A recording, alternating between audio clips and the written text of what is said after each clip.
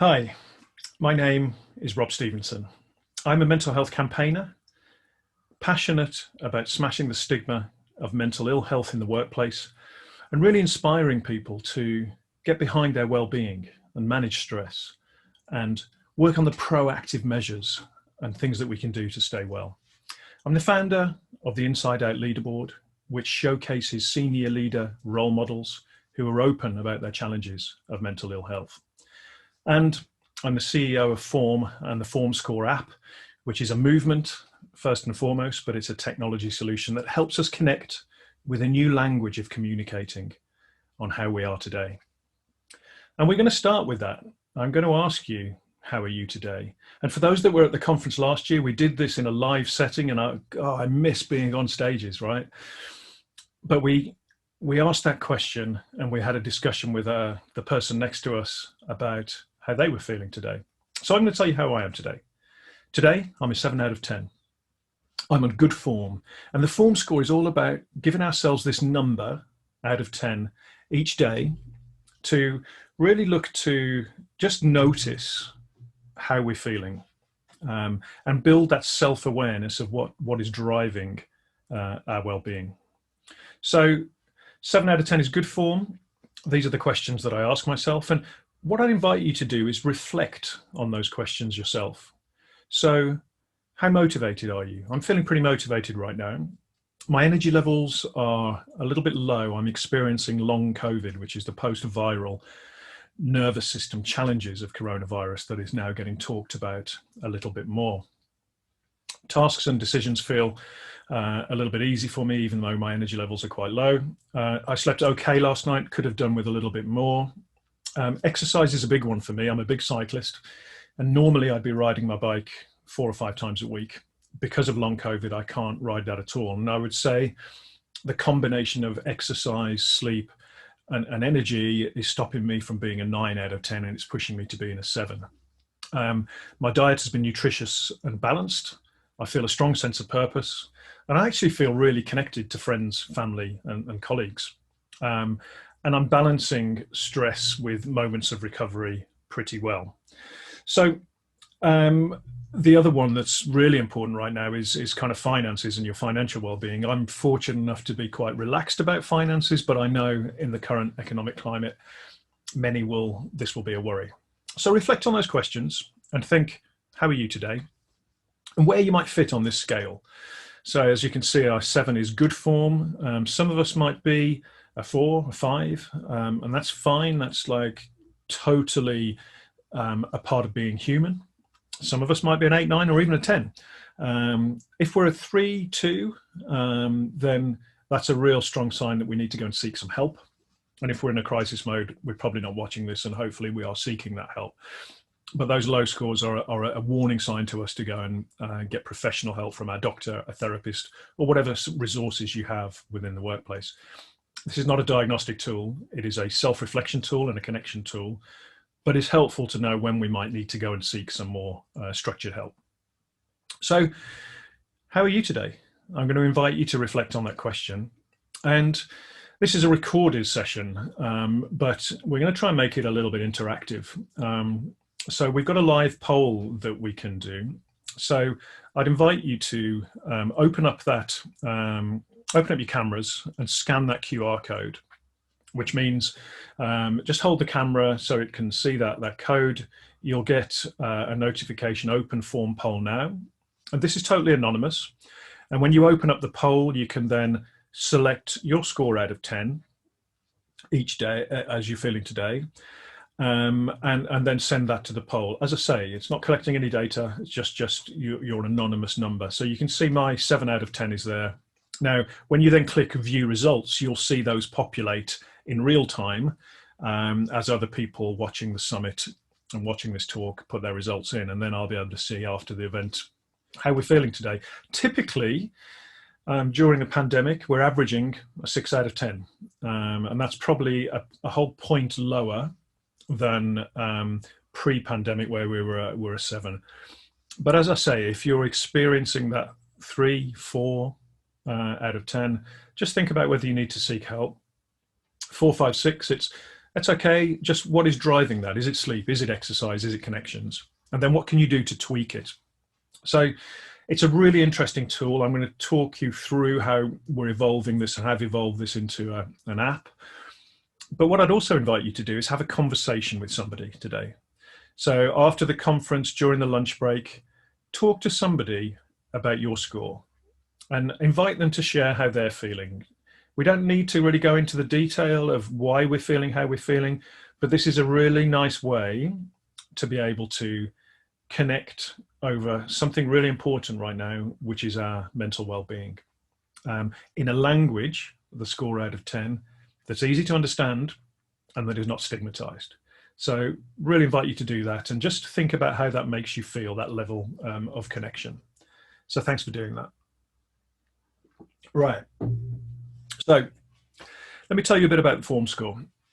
In the app, what you can do is, first of all, do what we've done now, reflect and notice how you're doing today. And this then, over time, builds literacy and knowledge on what is driving your form. We can learn about those drivers and about how we can manage form. I've got some great videos that look at giving a bit of guidance on each of the form scores and what to do. And they're accessible from the app. But then importantly, we can connect. Now, in this world right now, we have to work really hard to connect. It's difficult. We have to distance. We have to remain safe. Even the word social distancing, I lobbied actually to get those changed. I absolutely despise that term, because we need to be physically distant, but socially connected. And we need to work hard on that. So what the app allows you to do is connect. So if I was connected to you on the app, you see my score, you'd see my 7 today, I'd see yours. And if my score dropped to a 6, to a 5, and then a 4, you might get a notification saying, hey, check in with your friend Rob, because he's a 4 today and might need a friendly word or just to see how he is. The same, you would have a circle of friends that you choose to connect with. And this is not Facebook. We're not looking for 200 contacts. These are your trusted people that you care about and you want to share your scores with. And that connection then gives us the knowledge to know when to check in with others. And there's a notification that might appear on your phone. My score's dropped to a 4. All of my friends that I'm connected with on the app, and I'm connected to about 30 people, get that notification and then are prompted to reach out to me. And you can do that within the app by sending a message, but more beautifully, that can translate to a physical connection where we're allowed. So one of my advisory board members posted a 4 out of 10. Another member who's a friend of his reached out, said, hey, I can see you're struggling today. They arranged to go for a distant dog walking session together in London and connected physically. So the app is not really about spending hours on there. It's about facilitating connections in whichever way is helpful. So I'll try and show a demo. I'm not sure how well this will record, but you can see that's the circle. You select your score each day or even within the day if it changes, which our form does. And then you can see the form of others, notice what they're doing in messages, connect with other people, and then really know when to reach out to those people who might need some help. Very simple concept. We're very excited about what we're going to do with it. So the consumer versions are out there. They're ready to test. So if you are an Android user, you could scan that particular code and go and grab it from Google Play. Please note that these are what's known in the tech world as an MVP. It's a working prototype. So we're collecting information on the bugs and we're evolving it over time. And you can download it from the App Store as well there using that link. So I'd love to know your feedback on it. You can connect with me on LinkedIn to give me any comments or any ideas. But we're really excited about this, particularly now as a way of facilitating connections. But look, it's not just about the app. And excuse the noise, right? I've got a little elephant that's known as my son about to go to school this morning. So he might show his face, and I won't edit that out because this is normal right now. We experience this in remote working. We're all human and we've got humans around us. It's not all about the app. If you want to just use the methodology, again, I've got posters that organizations use, People use them in team check-ins, just going around the room, the virtual room, saying, what's your number today? Really helpful methodology. Because mental health has a brand problem. And there is that small little elephant I was talking about. Would you mind putting the light on, please, my friend, because I'm recording right now. Thank you. There we go. As we said, we're all experiencing those challenges of doing what we do at home.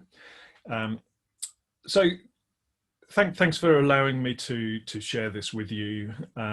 It's not all about the app, so use this methodology as you see fit and is helpful, and really think about the power of connection and the power of vulnerability. This is one way of doing it. And I'm going to talk a little bit about the effects of that in the next few minutes. But first, a bit about me. As mentioned, I'm a campaigner in mental health and well-being, but this starts from my own challenges of being bipolar. Bipolar disorder is a mental illness characterized by extremes of mood, from deep, dark depression, where I cannot get out of bed at times and do my job and look after my children, through to periods of mania where I can take risks, make really bad financial decisions, believe that I'm always right. But I use the words experience rather than suffer. And it's important to note that I experience periods of strength, periods of drive and creativity, ability to challenge the status quo. And it's important that we talk about the positives of our mental differences as well as the challenges. So I've learned to manage my condition, and since being open as a campaigner, smashing the stigma, actually the power of my condition over me has diminished. I get less of the depressive episodes. I get less of the hypermanic episodes. But I still do get the challenges. But the power of being open allows those challenges to be managed more effectively. And I'd like to share an example from the work that I do on the Inside Out leaderboard, which showcases senior leader role models who are open about their challenges of mental illness. And Mark Twigg is the guy in the trainers, shared his story of clinical depression to his business, which is a financial PR business, about 3 years ago. Immediately, 7 or 8 people put their hands up and said, I'm struggling too, I need some help, and got help, and got adjustments to role in certain cases. But the narrative then moved away from mental ill health to well-being and positive mental health. And they introduced an initiative called Take 2, 2 hours during the working week, where you can do whatever you want, whoever you are, to proactively manage your mental well-being on work time. Could be go for a walk, go to the gym, go for a long lunch, come in late, whatever you need. Choice, personalization. But the story gets better, because the other chap, Rob Agnew, felt comfortable enough sharing his challenges of bipolar disorder in the interview process because he'd heard of the positive reputation of the firm, and Mark in particular. And so on joining the firm, Rob was completely open about his challenges of bipolar, which enabled Mark to understand how to support him and manage him, even having a conversation with his therapist with permission. This actually then meant, in the 2.5 years that Rob worked with the firm, he didn't have a single manic episode. And even better, Mark didn't have a serious episode of clinical depression. And they both put this down to the fact that they can be open in the workplace, that burden is lifted, but they can support each other. And this is the power of being open.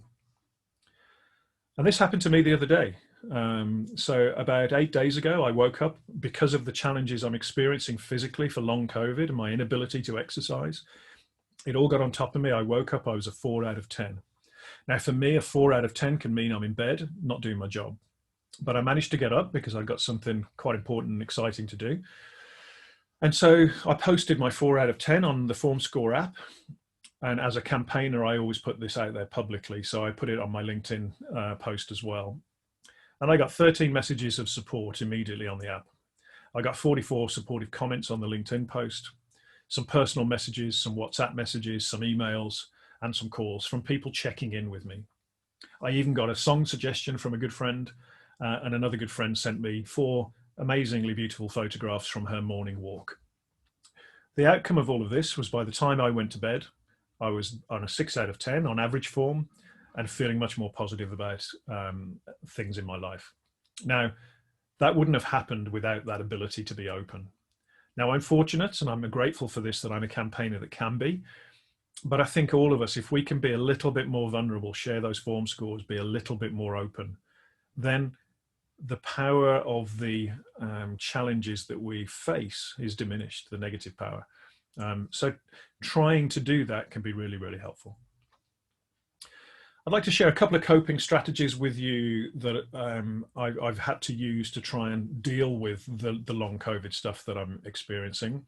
And for me, it's around the exercise. So 2 years ago, I was riding the Tour de France on a static bike with a mental health awareness campaign called the Mind Cycle. Right now, I can't turn the pedals for 20 minutes without getting chronic fatigue. So that's hard for me because exercise is the primary way I balance my challenges of bipolar. And I've had to practice acceptance that it is difficult for me to exercise, that I can't right now. And that maybe I can go for a walk in the woods when I'm feeling good. Maybe I can do a little bit of light yoga. But right now I can't ride my bike. So rather than worrying about what I want to be doing, what I used to be able to do, what I'd like to be doing, accepting what I can do right now. And then realigning the goals. And we've all had to realign our goals in a certain sense. So realigning the goals, excuse me, to be able to do something that's achievable, do something that can give you a sense of elation and achievement that you've done it. And I've had to do that. And alongside all of this, we talk about kindness a lot, but practicing kindness for self. I can beat myself up that I can't get on the bike, or do whatever I want to do. So it's really important right now that we practice that bit of self-kindness. And then all of this allows us to be momentful, be in the moment, be in the present moment, which is the only thing we can control right now. We can't control what's gone by in the past, and we can't control what happens in the future. We can only influence it with our behaviors in the moment. And this is really helpful. So hopefully whatever you're facing right now, and look, we're all facing a lot, right?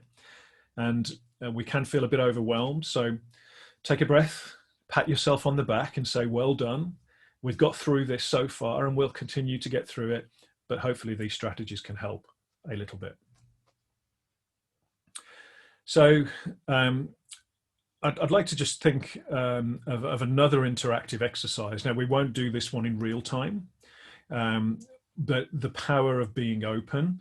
So taking that FormScore check-in to an extension, if you feel comfortable with somebody that you trust in the workplace, in your family group or your friend group, is have a conversation about how you're feeling. Start with the number, and it might be an 8 out of 10, but you might have a concern or a worry that's stopping you being a 9. You might be a 5 out of 10, and there is something driving you to that point.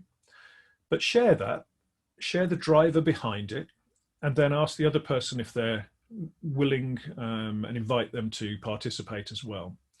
Because if we can be open, we connect as humans, and we're lacking that human connection right now because of the need to be physically distant. So try that today or over the weekend and see how you get on, because actually what I found is when I can be open, that gives me a real boost in my own FormScore, my own mental well-being. So a few narratives to consider that are important alongside this. I Googled this image a few years ago now, and I Googled mental health. I did not Google mental ill health or anguish or grief. I certainly did not Google black and white photo of lady with head in hands. And this is the sort of image that we see for health, where we talk about mental health. If we were to Google physical health, we would see vibrancy, we would see fitness, we would see people who are healthy, something to aspire to. So where is the vibrancy and aspiration for mental health? We need to change the language, we need to change the narrative, and we need to rebrand mental health. And that is what I'm trying to do with the use of the word form and FormScore. How's your form today? What form are you on? It's a softer, more acceptable language that actually the people that believe mental health doesn't apply to them because they haven't experienced mental illness can get behind, can pick up. We can all talk about form. We can all talk about a number out of 10. So we've got to change the narrative, because 1 in 1 of us have mental health. It is one of the most beautiful things about being human. And 100% of us actually will know what it is like to struggle with our mental health as a result of the pandemic, even just a little bit, whether it's from the stress of homeschooling, whether it's from the worries about the economy or job security, whether it is just a general level of concern about what is going on in the world, or whether it's a lack of the workplace water cooler chats and informal coffees that we miss, and we miss from our colleagues.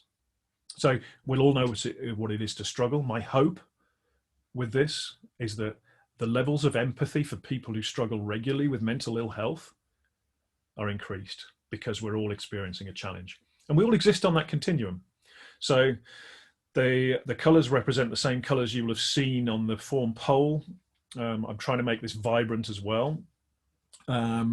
And we oscillate on that continuum. Some days we might struggle, some days we might be thriving. We're everything in between, and we move daily, hourly, depending on what is going on in our work and our lives. So accepting that means we then have power to influence it. And there's been some work done about where we exist on that continuum. But the message here is there's 83% of us at any one time can probably improve their mental well-being or their form scores by proactively managing it. Now that's a great opportunity, and that number is probably higher because these numbers are pre-pandemic. So let's not treat this like as a big crisis. Let's treat it like an opportunity to improve. So how can we do that? So what are the drivers of form? What are the pillars of our well-being? And this is not exhaustive, but it's the 8 that I like to work with. So nutrition, what we put into our bodies is good for our physical health, but it's also good for our mental health. So things like good fats from nuts, avocados, oily fish, important for our brains. There's something called the gut-brain axis. So the bacteria in the gut is really important, having good bacteria. The use of alcohol can affect our recovery, can affect our sleep. The keeping blood sugar levels at an even keel, limiting sugar, all of these things will affect our mental health as well as our physical health. And sleep. Sleep is one of the biggest drivers. It probably underpins quite a lot of the others, actually. It's so important. And yet, when we get busy, what do we compromise quickest? Our sleep. Who couldn't prioritize sleep a little bit more? And I can feel your future people raising your hands virtually to this question, right? We can all prioritize a little bit of sleep. And the beautiful thing about sleep is when we do get more sleep and better quality sleep, we feel the effects immediately. So why don't we do it? Sleep affects our ability to learn, our cognitive ability, our ability to remember things, and it's a really important one. So turning your technology off before bed, having a regular sleep routine, making sure that you're relaxing in that period of time before bed and not doing things that are agitating your mind. Journaling and writing out lists of things that are bothering you to get them out of your head. All of these simple tips are good for sleep. Exercise, as I've mentioned, is a crucial driver for me, but finding enjoyable exercise that you can do 3 or 4 times a week to get your heart rate up, your blood flowing, is really good for your brain as well as it is for your body.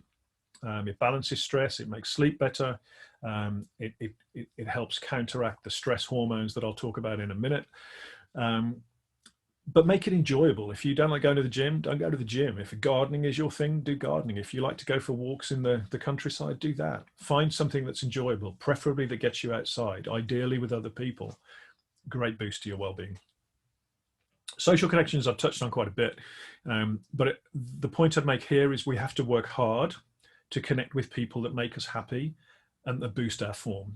We have to create ways of doing that are a little bit more difficult because of the pandemic, but it's super important that we do that. So sometimes even a phone call, writing someone a letter, creating a sort of social event that's not a Zoom quiz, that might be a cook-off or where you eat the meal together, or even if you've just got Zoom open while you're working and you just chat when you feel like it. It's not about a meeting, but about a connection.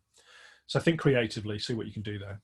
Stress management, super important. Stress is our flight or fight response. Physiological stress, releasing adrenaline and cortisol to basically deal with a threat. The problem right now, our perceived threat is heightened from work, from everything that's going on in the world.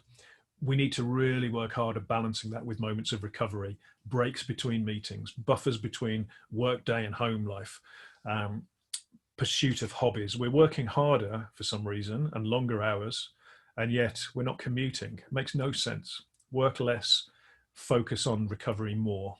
is my simple tip. Helping others. Helping others is gives a real good boost to obviously the people we're helping or the organizations we're helping, but it gives a boost to our own well-being. So I get this generally because of the work that I do, but charity work, volunteering, or even just reaching out to someone that you might think might be in need gives you this real good boost in your own well-being. Sense of purpose is a very important driver. A lot of us derive our sense of purpose from work.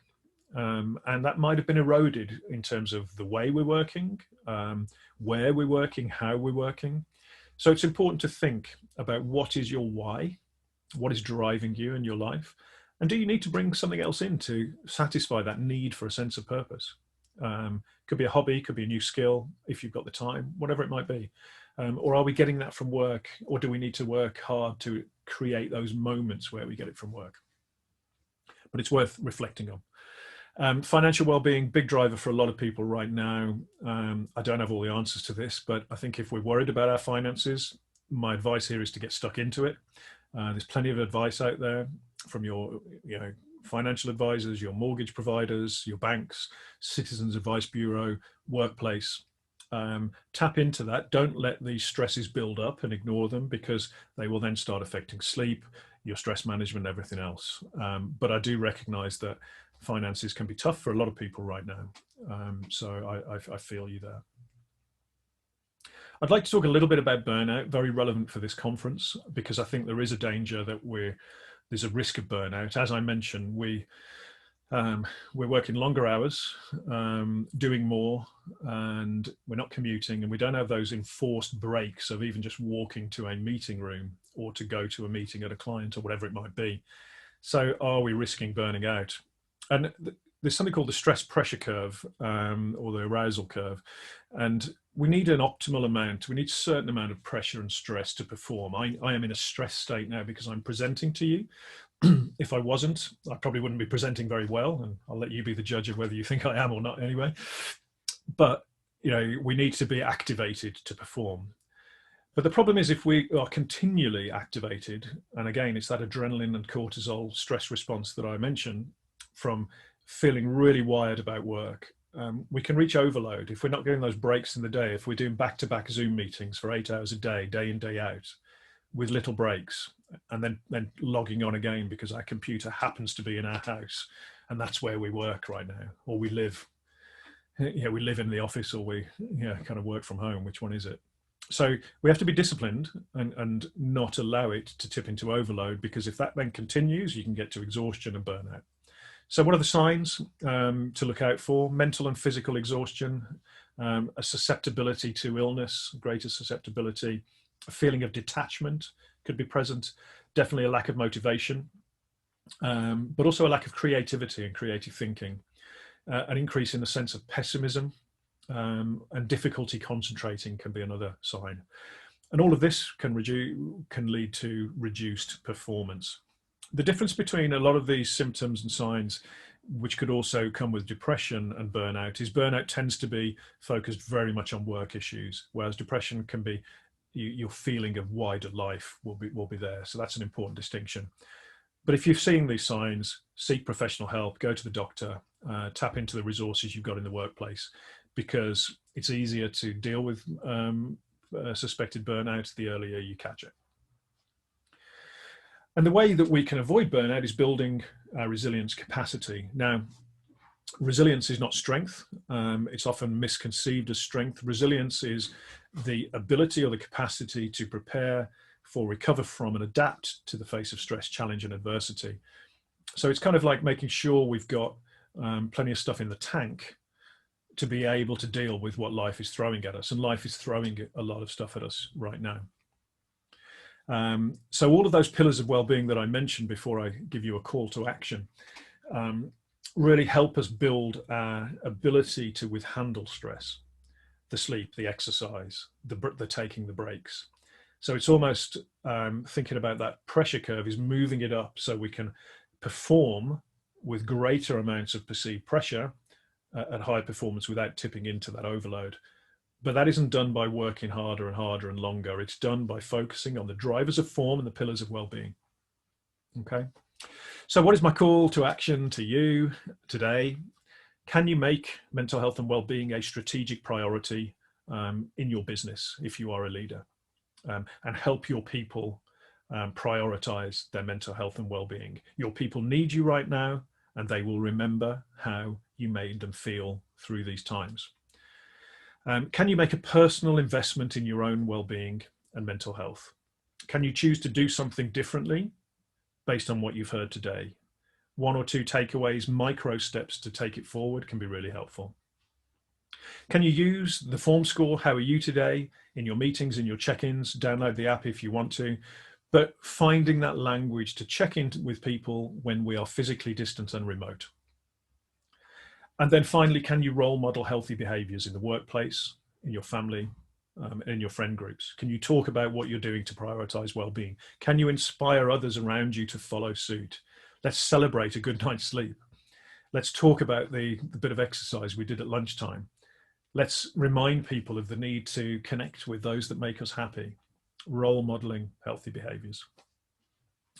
So I'm going to leave you with a couple of things. I have a poem to share with you about this, because this sort of brings it all together of what we're trying to achieve. So what do you think of when I say mental health? Struggle, illness, the story of someone else? Depression, anxiety, PTSD? Mental health? No, mental health doesn't relate to you or to me. Except it does. Mental health belongs to all of us. Stigma calls it illness and weakness and failure, but really it's about promoting positive patterns of behavior. Investment in people and the spark of human connection, empathy, acceptance, beauty and imperfection. Mental health needs a game change, and mental health needs a name change. So let's talk about form instead, a number to communicate what's happening in our heads. 1, 2, 3, 4, 5. A simple score to help us thrive. 6, 7, 8, 9, 10. Let's check in with each other every now and then. Mental health is an issue that will define our time. Together we must challenge the dominant paradigm. This belief that well-being exists outside of the norm. We all have mental health. We all have form.